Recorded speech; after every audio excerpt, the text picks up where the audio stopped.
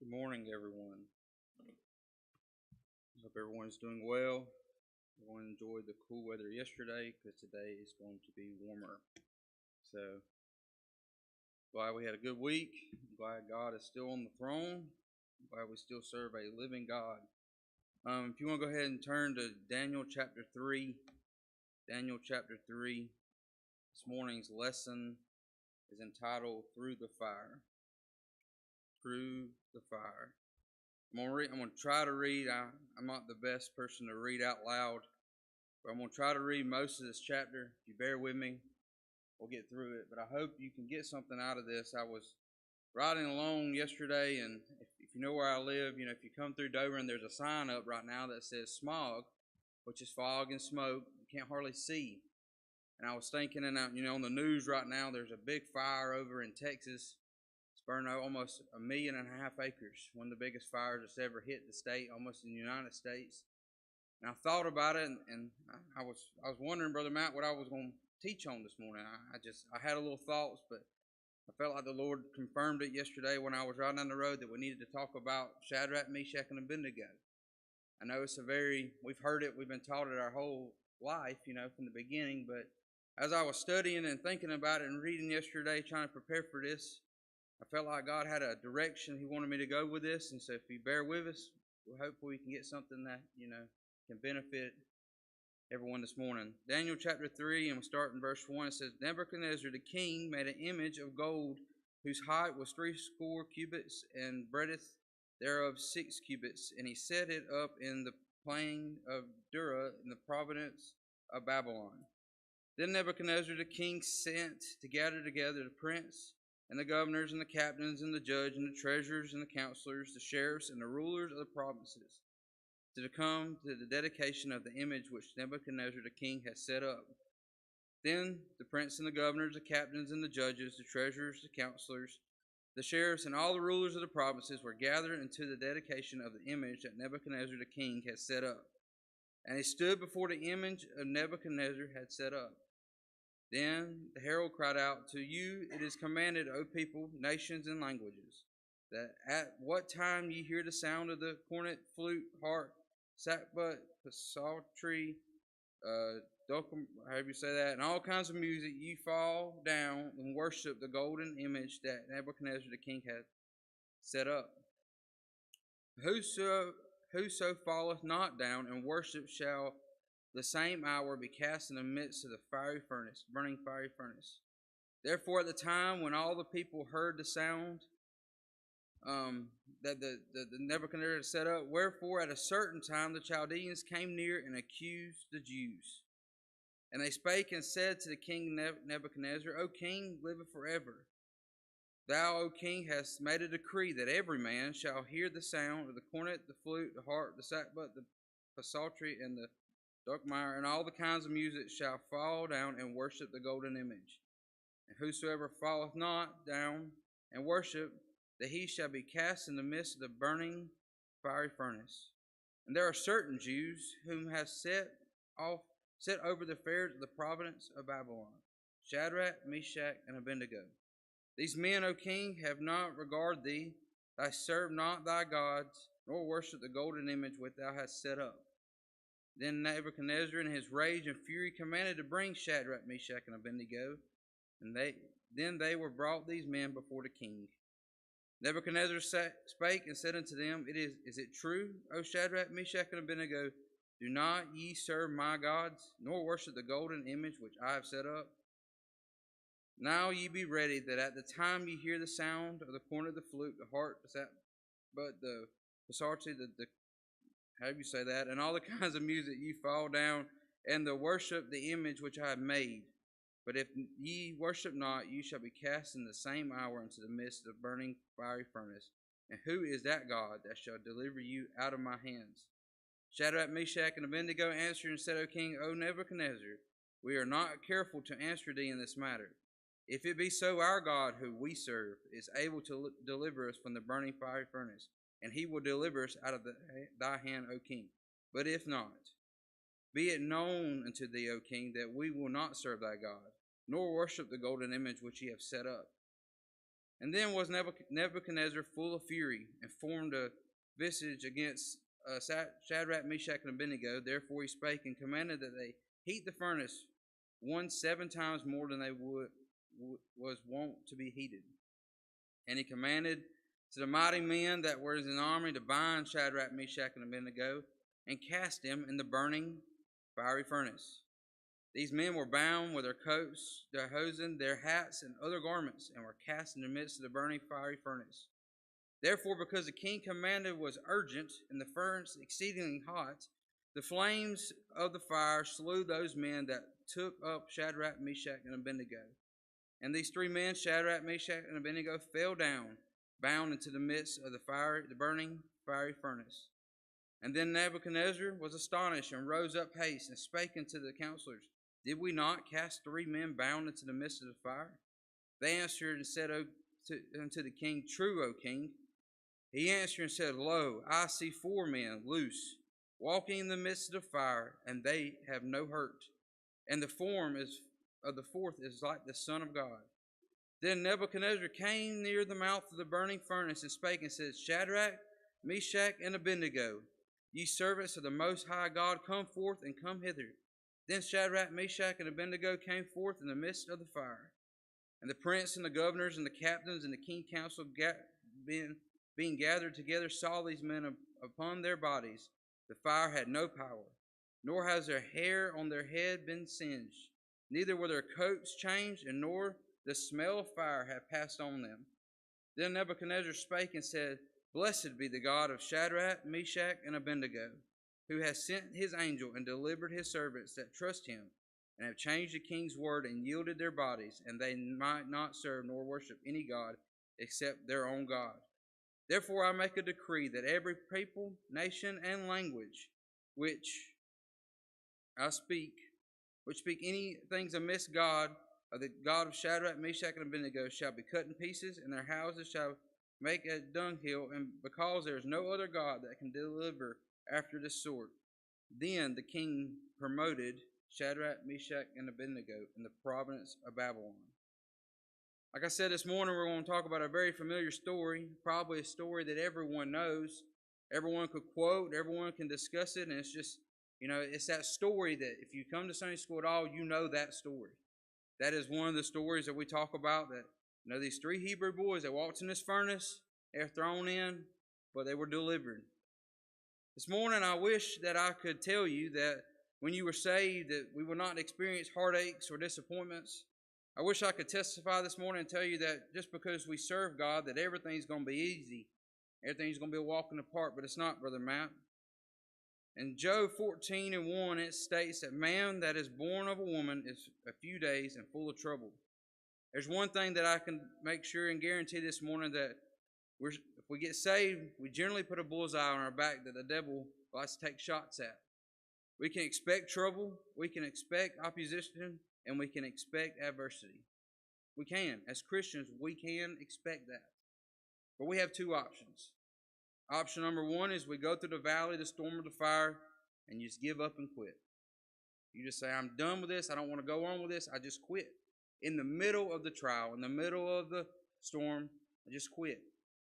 The second option is that we adapt of how we can operate in faith and walk through the adversity and walk through the fires of this life. This morning, ladies and gentlemen, I have come to tell you that Christians, we do not have to throw in the towel just because we are in heated circumstances.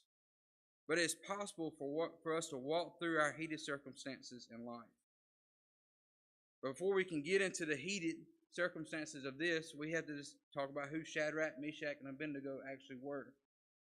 During 605 BC, there was a man named King Nebuchadnezzar that started his invasions throughout Asia and went to Africa. They took over Egypt and finally made his way to Judea and Jerusalem.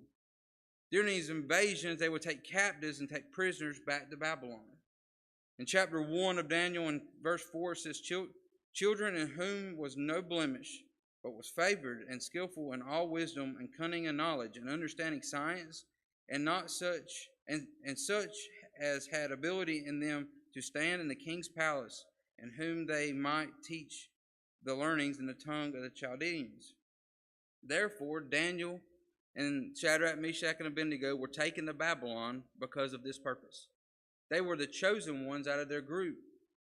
Daniel had been recruited to be an advisor to the king, as we read in chapter 2, and as a request of this, they put Shadrach, Meshach, and Abednego in a place of authority over the provinces.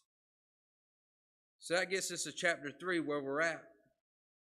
King Nebuchadnezzar had made a golden idol, and he wants everyone in Babylon to see it.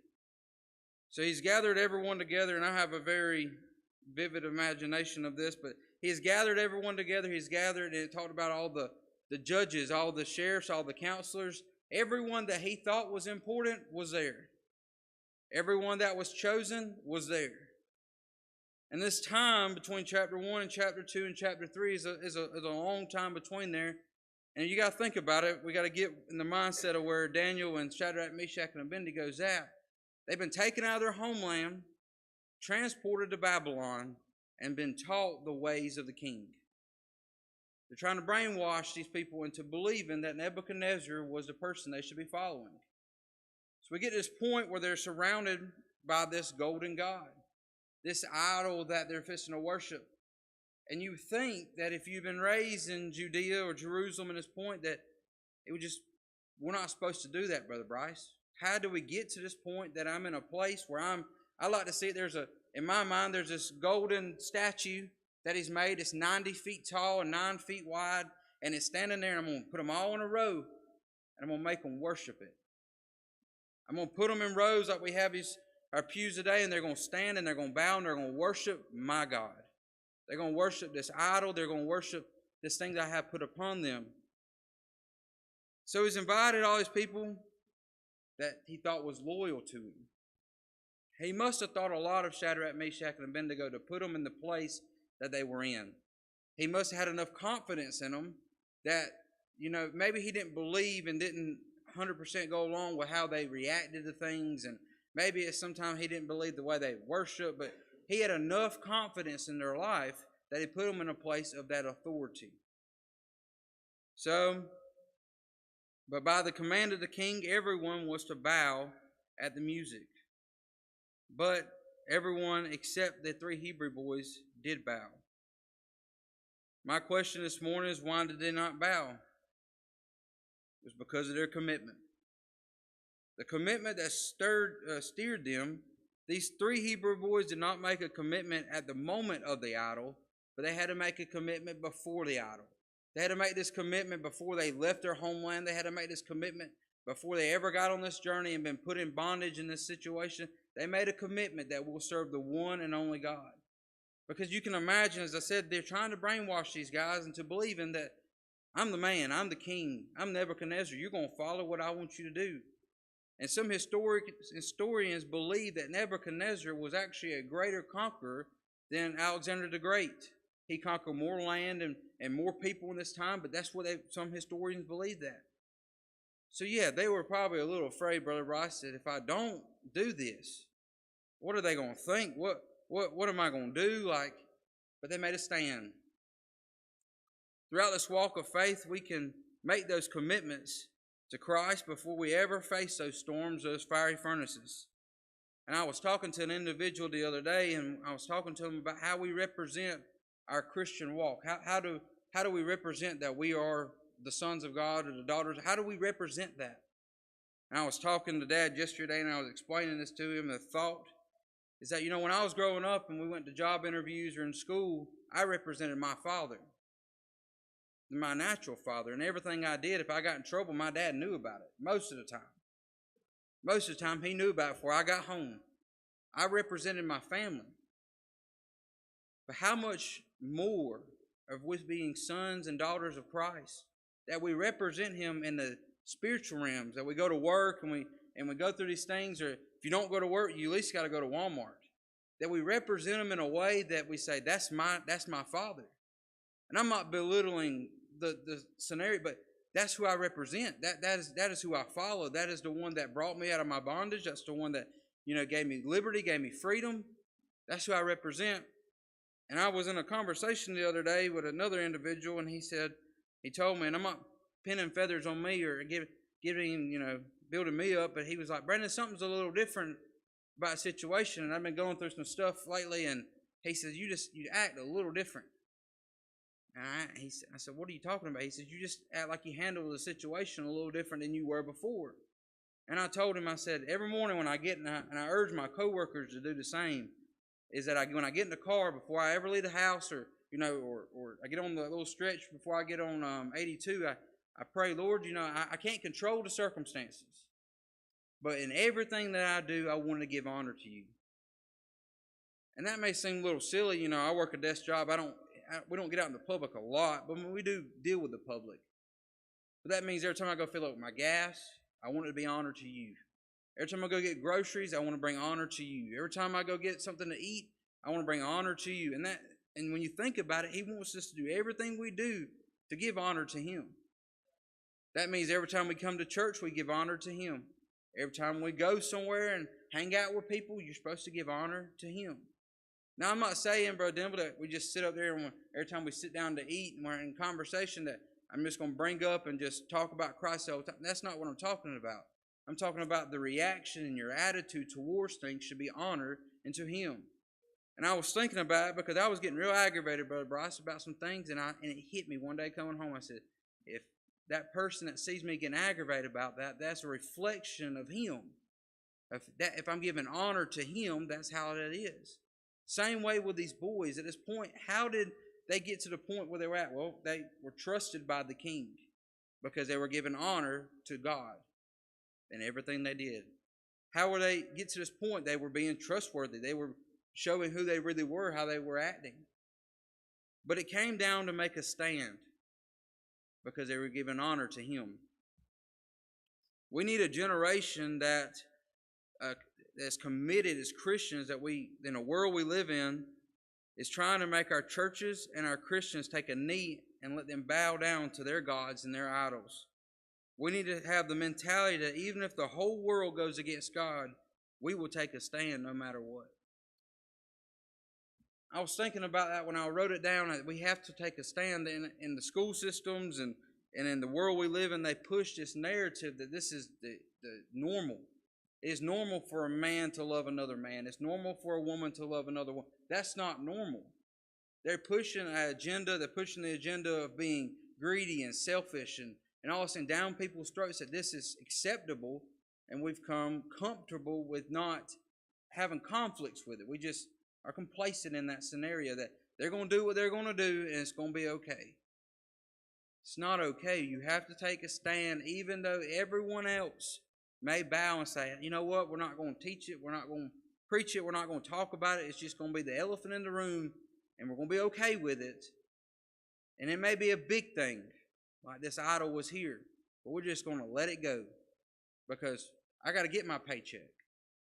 I got to feed my family. I've got to be acceptable in this workplace. I've got to be accepted by these friends so I can be promoted, or I got to be acceptable to everyone I hang out with because maybe someone in my family that steps on their toes. That's not what God has called us to do. He's called us to make a stand that reflects him in every situation that we go through. And yes, I wonder if, during this time, if they leaned over each other. And I like to think these guys were like, early 20s, maybe teenager age, and they were buddies. And they were like, man, we going to pick around, but we ain't going to take a stand. We're going to bow, we're going to take a stand, and everybody else will follow us. And they got there, and it kind of got to, I can imagine, Brother Matt's the first row bowed, and the second row bowed, and the third row bowed. And I can see these boys sitting in the back row because they were probably late. And they're sitting there, and they looked around and said, it comes to our row, and they're expecting us to bow. And you ever been to a graduation where they tell you that you're supposed to stand until the whole row sits down and then everybody can sit down? That's kind of how it was, is everybody expected them to go down, but they just stood up. And the impact that it made when they stood, that's what God had wanted them to do, to make that stand. Because if no one else would have stood, there was others that were there that were from their native land that knew their God and knew what they stood for, but they didn't take a stand. They were comfortable in getting their place in society, because these were not just common people. They were the higher end people. And in that, they had a lack of their commitment with Christ or with God in this scenario. You cannot let your lack of commitment influence your level of commitment. You cannot let the lack of others' commitment influence your level of commitment. Just because there's others that do not desire commitment, or rather be spiritually dry, do not let that dictate how you stand. Just because people you sit on at the church pew may not stand, does not mean that you can't take a stand. Just because the movement in whole doesn't take a stand, or the church in whole doesn't take a stand, doesn't mean that you can't take a stand. We're talking about guys that their whole country, their whole nation has been taken over and in bondage, and they took a stand. There's no other documentation in the book of Daniel in chapter 3 that said anyone else in the crowd took a stand. They did. These young guys, these young men took a stand for what was right.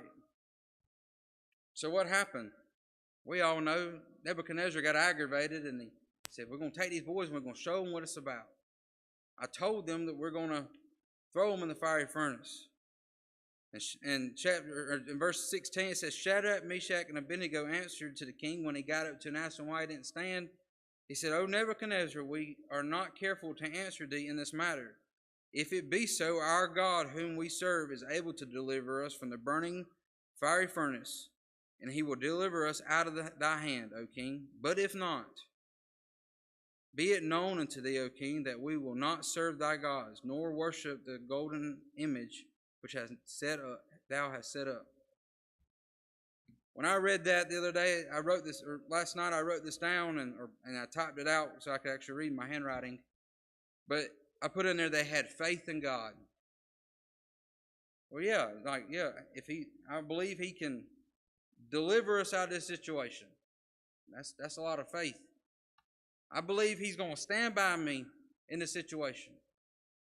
In our day, I believe he can heal us of this, and I believe that he can, move in this situation and bring this home back together. But my favorite part of the story in this scenario is he says, but if not,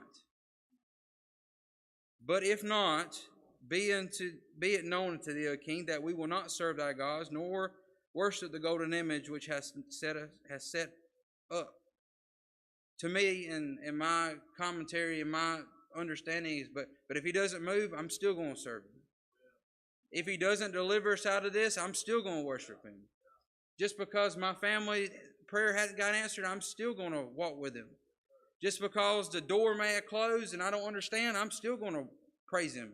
I'm still going to serve him. I'm still going to give that 110% every day just to have the ability.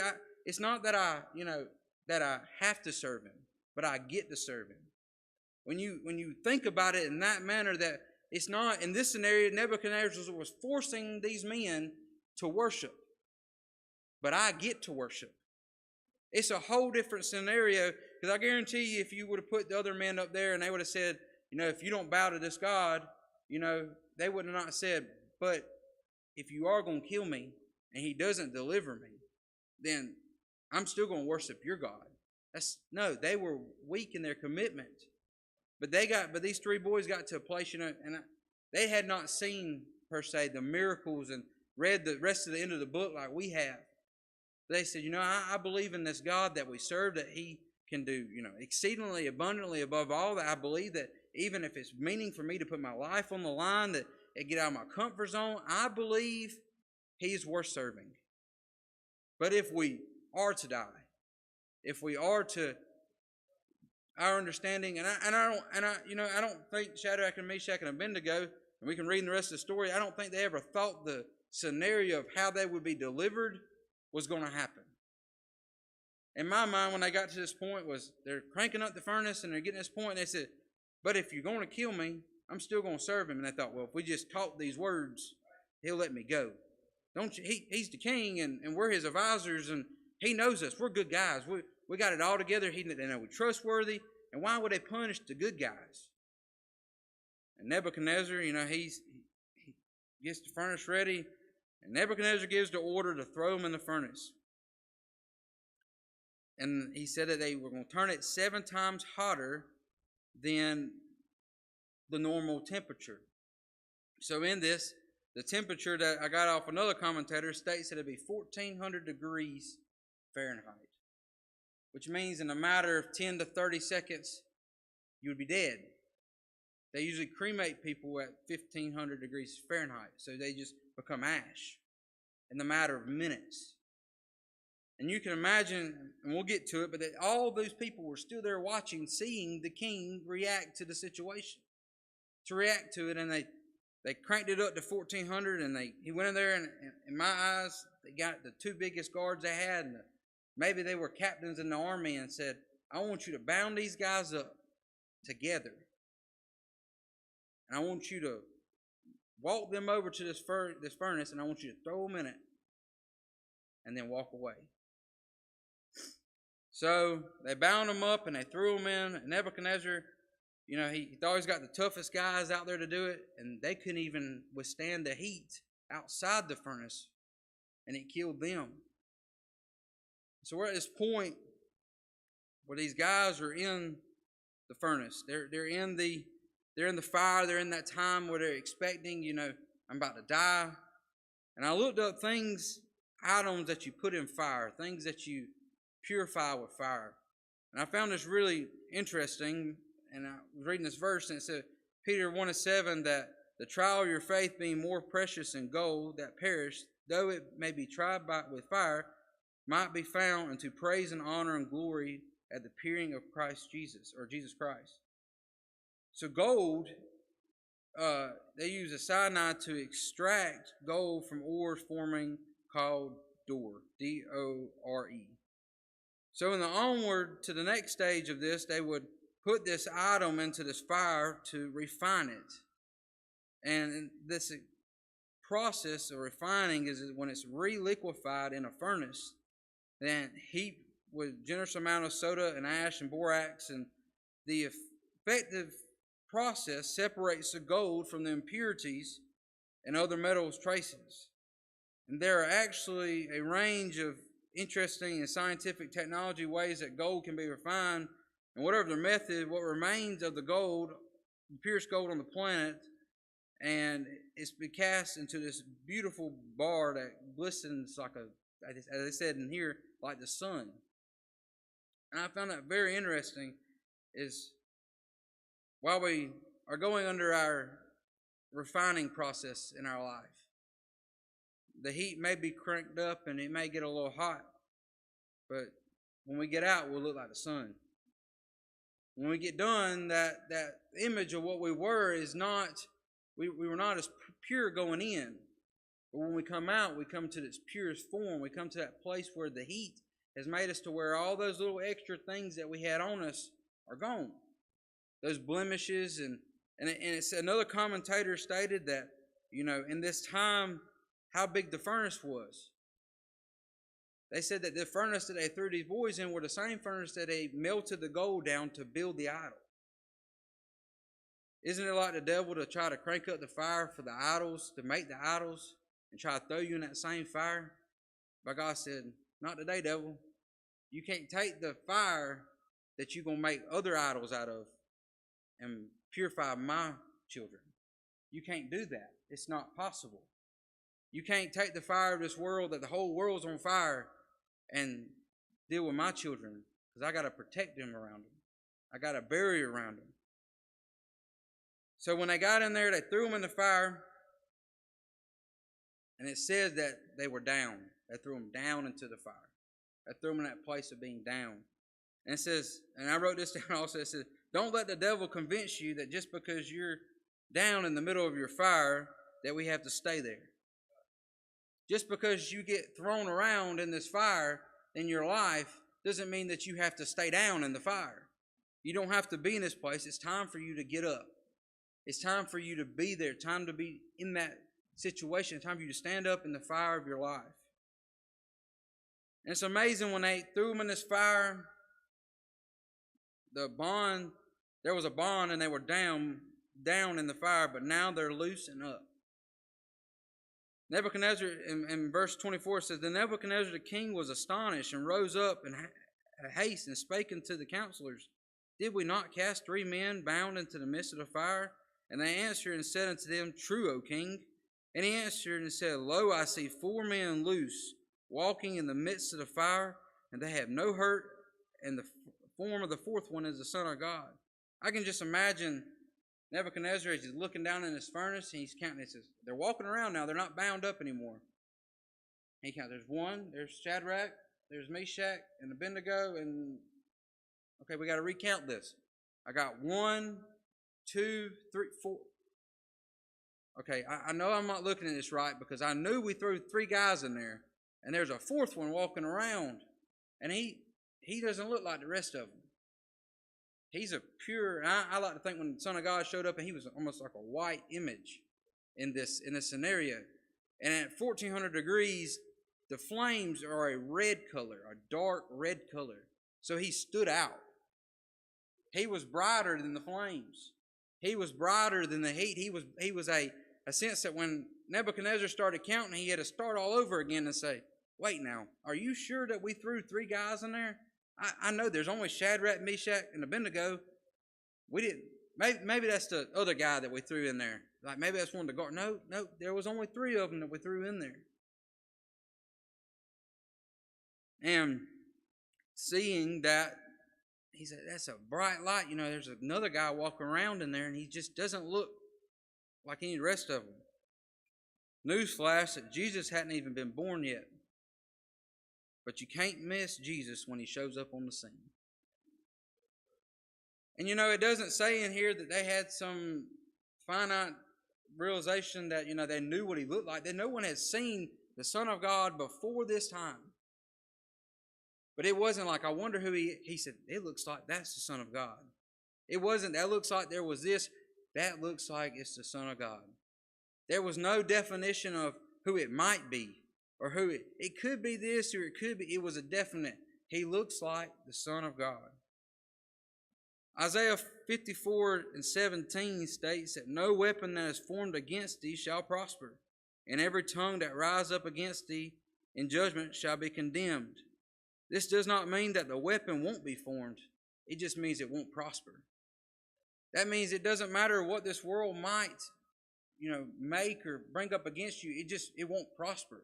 It doesn't matter how great and how big the trial is and how hard it is, the devil will not prosper in any types of snares and weapons against God. God states that he'll never leave me nor forsake me. That means that he'll walk in the furnace just to abide with you even in the bad times. I was thinking Nebuchadnezzar messed up pretty bad. He could have done it a different way, probably, and he'd had more success, but probably if he'd have taken each one of these Hebrew boys and tied them up individually and threw them into the furnace one by one, maybe that would have solved the problem.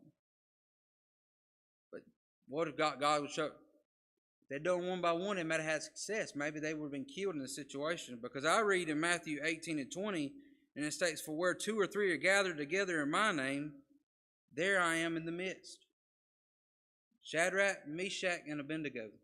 Where 2 or 3 are gathered in my name, I will also be with you in the midst. So that means even in our fiery furnaces, he'll show up. That means that it's not, and sometimes we wonder about that, well, I got 1, 2, there's only 3 of us here that are all coming in the same accord, Brother Matt, that I'm believing the same thing, and I'm just hoping he'll show up. There was never a prayer that was ever mentioned in the course of them walking into there. They just said, if 2 or 3 are gathered in my name. Well, how do you know? It says, if my God doesn't deliver me, I will still serve him. I will never bow down to you, King. I will still serve you. And by that commitment, they didn't have to have this long prayer to say, Lord, I hope you're in me with the fire. He just said, I'm going to walk in this, and I'm going to be okay, and it's all going to be in his glory no matter what. And he showed up. He showed up, and he's a fire-walking God. So I want you to take a second to imagine this with me. The furnace, and tell you you're supposed to get thrown in this furnace. And you know it's hot. You can feel the heat coming off the furnace, standing way out from the furnace. And you're anticipating when I hit these flames, I'm gone. I'm going to be brutally just burned and in pain. And that burning sensation of just watch the skin boiling, just that awful heat. And you watch the guards as they fall and die and putting you in this furnace. And you're waiting, and I can just imagine the boys have their eyes closed and they're just sitting there just waiting for that impact. And they're down on the floor and they look at their arms and the bonds are gone. The rope's gone, but my clothes, they're not touched. But the bonds that have my wrist and the ones that were tied around me, they're gone. But it says they even had a hat on. My hat's not burned. My skin, my hair on my arms, they're not singed. My hair's not even been burned a little bit. If you grill at any time and pour that, as I call it, Girl Scout juice, but that lighter fluid on there and you light it up, once in a while, it only takes one time, Brother Mark, and your eyebrows get singed and you ain't never going to do that again.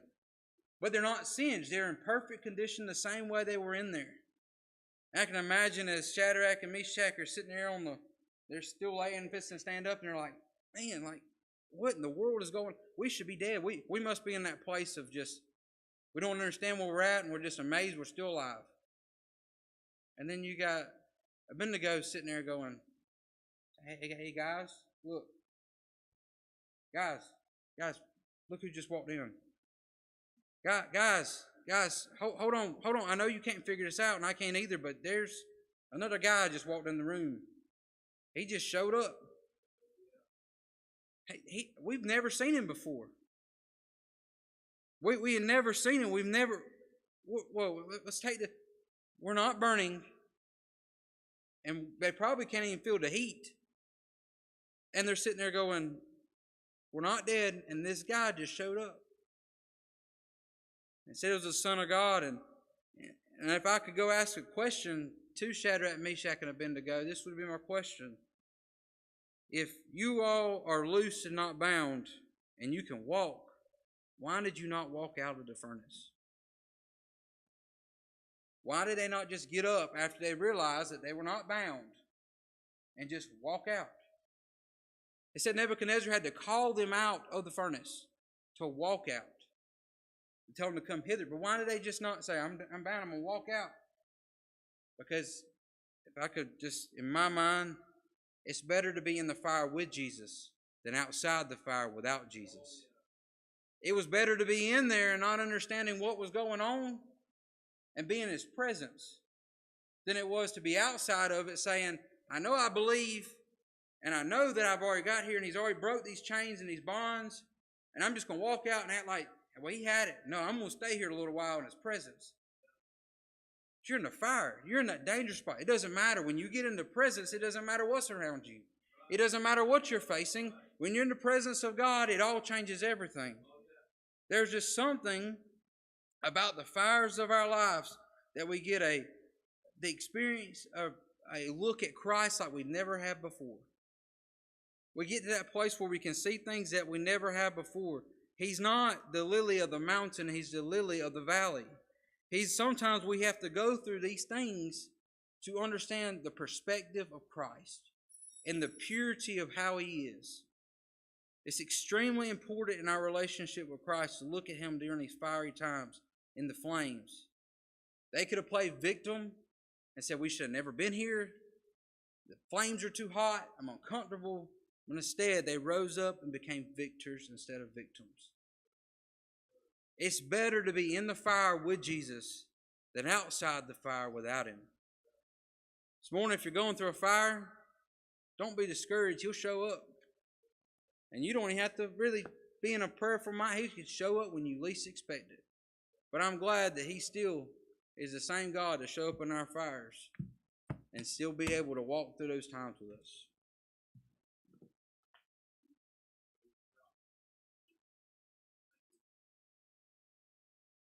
Brother Brandon said, we've all heard that story many times.